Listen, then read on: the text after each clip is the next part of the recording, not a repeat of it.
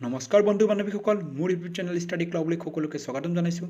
যিসকল ছাত্ৰ বা ছাত্ৰীয়ে এইবাৰ 2021 বৰ্ষত মেট্ৰিক আৰু হাই ছেকেণ্ডেৰী ফাইনেল এক্সাম দিব, সেইসকল ছাত্ৰ ছাত্ৰীৰ বাবে লৈছে ডাঙৰ খবৰ। এইবাৰ মেট্ৰিক পৰীক্ষা আৰু হাই ছেকেণ্ডেৰী পৰীক্ষা অনুষ্ঠিত হ'ব মাৰ্চ মাহত। হয় বন্ধু বান্ধৱীসকল, এইবাৰ ফেব্ৰুৱাৰীত নহয়, মেট্ৰিক আৰু হাই ছেকেণ্ডেৰী পৰীক্ষা অনুষ্ঠিত হ'ব মাৰ্চ মাহত। 2021 বৰ্ষত ফেব্ৰুৱাৰীত নহয় হাইস্কুল শিক্ষান্ত পৰীক্ষা, তাৰ পৰিৱৰ্তে মাৰ্চ মাহত অনুষ্ঠিত হ'ব মেট্ৰিক পৰীক্ষা। এই ঘোষণা কৰিছে অসম মাধ্যমিক শিক্ষা পৰিষদ, অসম চমুকৈ সেবাই। ৰাজ্যত কৰোনাৰ ভাইৰাছে ত্ৰাসৰ সৃষ্টিৰ বাবে এই সিদ্ধান্ত গ্ৰহণ কৰিছে সেবাই। কিন্তু পৰিস্থিতিৰ অনুসৰি সলনি হ'ব পাৰে পৰীক্ষাৰ দিন অথবা মাহ। পূৰ্বৰ পৰাই ফেব্ৰুৱাৰীৰ মাজ ভাগত অনুষ্ঠিত হৈ আহিছিল পৰীক্ষা।